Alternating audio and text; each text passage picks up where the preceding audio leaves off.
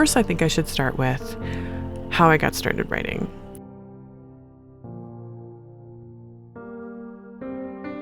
So I think like a lot of people, I started off by reading. I loved reading Orson Scott Card, Robert Heinlein, and Anne McCaffrey, and I started pretty young. I think Melanie Ron and Anne McCaffrey were some of my first novels that I ever read. I remember Dragon Song and The White Dragon were pretty early on, but so was The Dragon Prince. So I probably, if you've read those books, you might know that they were maybe a little bit more mature than maybe the 12 or 13 that I should have been reading at the time. But I loved them, and I loved how they took me to this other place. I loved how different books had sort of different types of people in them, and the world sort of worked in a different way based on the way that the person wrote. But I also wondered if the experiences that the people had were real, or if they could somehow create an experience in my mind that wasn't really possible in real life. And in particular, when it came to romantic stories, the love stories were so powerful and strong, and I wondered, like, is that real? Can relationships really be like that? Spoiler alert, yes, they can. But I didn't know that for sure when I was, 15. But I also noticed that there were books that helped me live a better life, that helped me make choices that were better, to think about being true to myself or to do the right thing. They really pushed me to be a better person sometimes. And also to think philosophically about how life should be or ought to be. So all of those experiences, those rich experiences I had as a young reader, translated into me wanting to write. And I knew that from when I was a little kid. I know some people discover that as they get older, and some people seem to have always known. And I was in the latter camp, where I always seemed to have a sense for, this is what I need to do. This is what I was put here to do. So, I keep doing it. So I didn't always.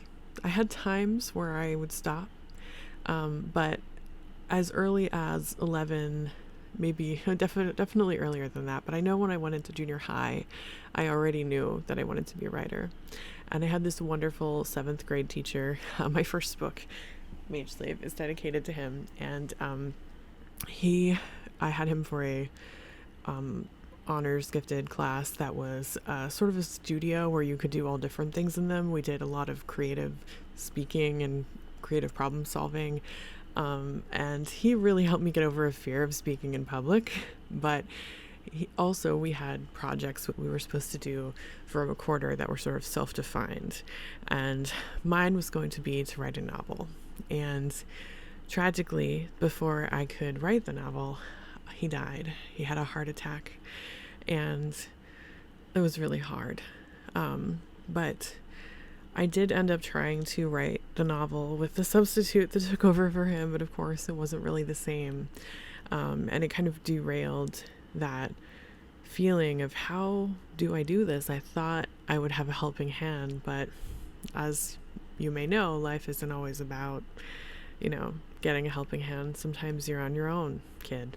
And I learned that way too early. But I mean, obviously my parents were very supportive, but I continued to try to learn the best I could about writing and reading as many great works of sci-fi and fantasy that I could get my hands on.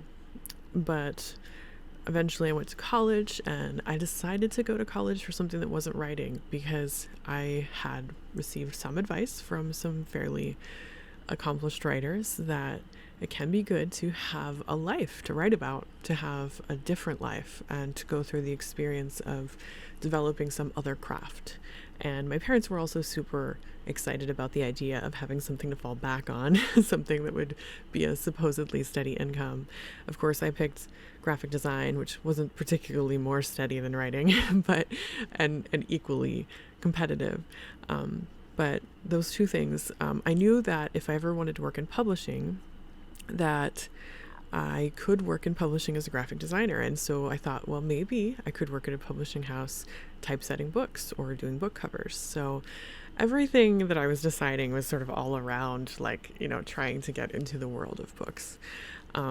But I went to a pretty prestigious school for graphic design, and the whole time I was there, I just pushed myself as hard as I could. I was not an art kid, unless you consider writing an art, which I do, but I wasn't a visual art kid at all. And I just threw myself into the deep end. I mean, that's not entirely fair. I was very into photography, and I was learning fast, and I wasn't into some of the more drawing and hands-on skills that a lot of other people already had. So I had a lot of challenge, and I also really wanted to make the most of my time. I love learning, and so every minute that I could squeeze out of my education, I wanted to.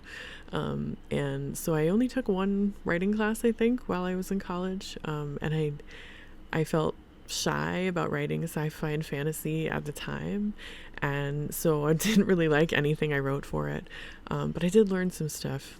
But I also learned a lot about life. So, and then I had some jobs, and as time passed, you know, I kept trying to figure out how to write in the margins and the edges, and that was hard. And I tried different things. I tried having a set schedule. I tried writing a little bit every day. That never worked.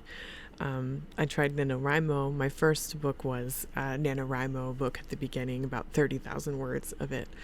Started in NaNoWriMo.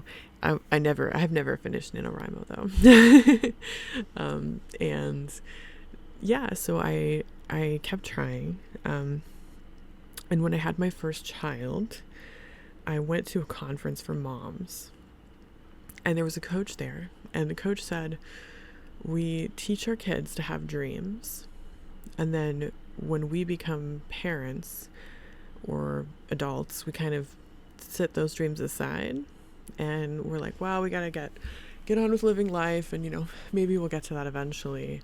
But her point was kind of like, why do we encourage kids to have dreams if we aren't going to follow those childhood dreams that we had, if we don't follow the dreams that we ourselves had?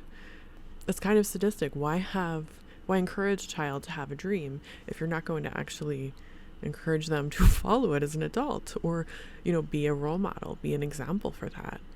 And I think that the funny thing was that really did kick me into gear, as writing for myself seemed a little bit indulgent, but writing to show my son that having dreams is important and that following them matters, and that it's worth trying to make it work even if it's hard, that seemed more worth it. It wasn't just about me. So that was when I started writing my first book in earnest. It still took a long time to finish it. After that NaNoWriMo, it still took me about a year to flesh out the rest of the novel. By then I had worked out a little bit of a time management system that worked, and and I published my first book in 2016, and it all began there. So I've been publishing since then. I have about 10 novels, and romantasy, romantic fantasy, space opera, and so that's it. I've dedicated my first book to my teacher who believed in me, and I think that if he hadn't believed in me all the way back in 7th grade, even though I didn't get to write the book with him, if he hadn't believed in me, I don't know if I would have believed in myself enough to keep pursuing that.